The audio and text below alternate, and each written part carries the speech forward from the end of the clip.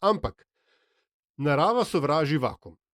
In zdaj, ko se ZDA načrtno ali pa nenačrtno umikajo z pozicije svetovnega hegemona, bo nekdo ta prostor zasedel. Rusija ga očitno ne bo iz več kot očitnih razlogov, ker si ne glede na vse lomijo zobe v Ukrajini.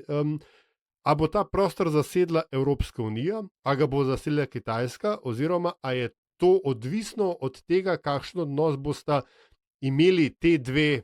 Se ne vem, ali lahko rečemo Evropski uniji, da je že supersila ali pa supersila v nastajanju. Evropski uniji so dajali predsejšnje število pridevnikov v zadnjih 50 plus letih, supersila zelo redko.